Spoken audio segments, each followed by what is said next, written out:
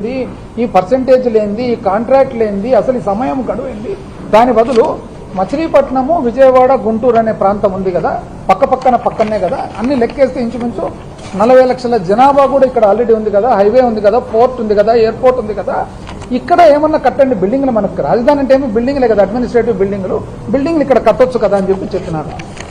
దీంట్లో ఎక్కడే కానీ ఏమన్నా పొరపాటు ఉందా అని నేను చాలా మందిని అడిగిన, న్యూట్రల్ పీపుల్ను. ఈ ఇష్యూలో పొరపాటు ఉంటే ఏం పొరపాటు ఏమి సార్ అని లాజికల్గా ఉంది కదా అని అన్నారు. కానీ బయట చూస్తే మాత్రం కోపము, ఆక్రోశము, ఎక్కడికెక్కడికి తల్లి ఏంది, చెల్లేంది, చెల్లికి సంబంధాలేంది, ఏంటి ఇవన్నీ భాష. ఎవరి ఇష్టాంతరానికి వాళ్ళు మాట్లాడుతూ ఉండాలన్నమాట.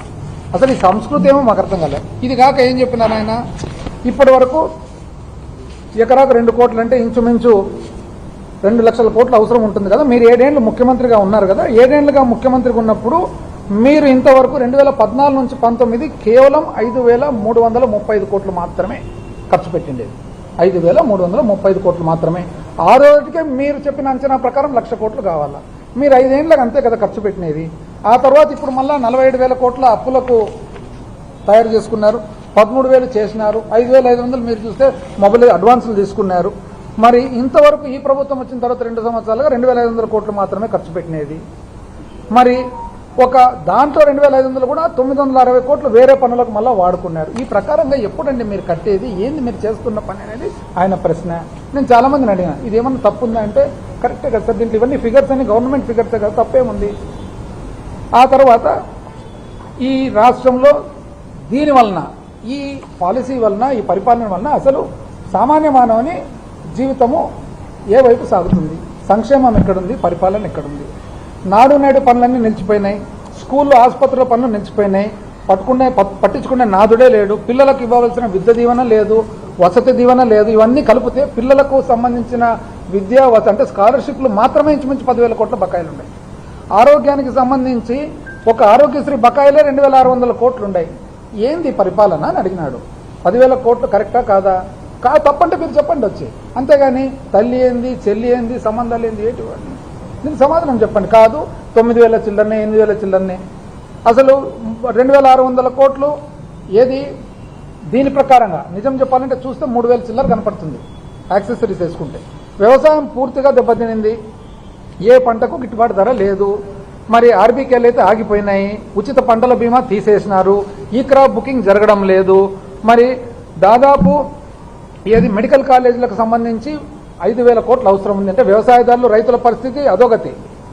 మరి మెడికల్ కాలేజీలు మొదలు పెడితే కేవలం 5,000 కోట్లు కావాలి, అన్ని పూర్తి చేయాలంటే 17. అంటే ఏది మనం టైంలో పూర్తయిన 7 కాక మిగతా వివిధ కన్స్ట్రక్షన్ స్థాయిలో ఉండేటివి 1,000 కోట్ల సంవత్సరానికి పెట్టిన అయిపోతుంది. దానికి మాత్రం పెట్టడం లేదు, వదిలిపెట్టేసినారు. వచ్చిన మెడికల్ సీట్లు కూడా వద్దని చెప్పి రాసేసినారు. మరి ఇవి పక్కన పెట్టేసి మీరేదో చెప్తారు సూపర్ 6, సూపర్ 7 అని చెప్తారు. ఇంటింటికి పోతారు, నీకు 15, నీకు 15, నీకు 18, వదిన, అక్క, చిన్నైనా, మామ, ఏడ వదిన, ఏడ మామ, ఏడ చిన్నైనా, ఏడ 15, ఏడ 10, ఏం కనపడ్డంలా అన్ని పక్కకు పెట్టేసినారు. ఎంప్లాయీస్ చూస్తే పాపం ఏదో చాలా మహానుభావుడు, ఇది 3-4సారి ఎంప్లాయీలు దెబ్బతినడం.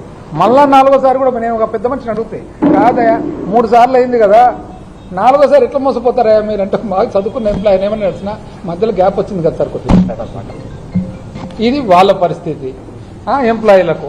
ఇప్పుడు దీంట్లో ఏదన్నా పొరపాటు ఉంది, ఎంప్లాయీస్ బకాయిలు లేవా? అమరావతిలో అవినీతికి సంబంధించి ఏమంటున్నారంటే, ఒక ఉదాహరణకు ఏదో టవర్లని సెక్రటేరియట్ టవర్లు కడుతున్నారు.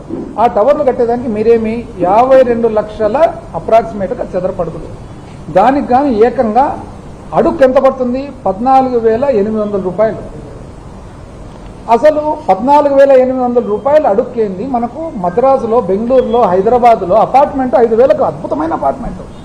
5,000కు అద్భుతమైన అపార్ట్మెంట్లో 2,500 ఇంచుమించు భూమి ఖరీదు ఉంటుంది. ఇక్కడ ఈ 15,000 భూమి ఖరీదు లేదు. సున్నా, ఇసుక ఫ్రీ, కరెంటు ఫ్రీ, రాయితీలు ఫ్రీ, జీఎస్టీ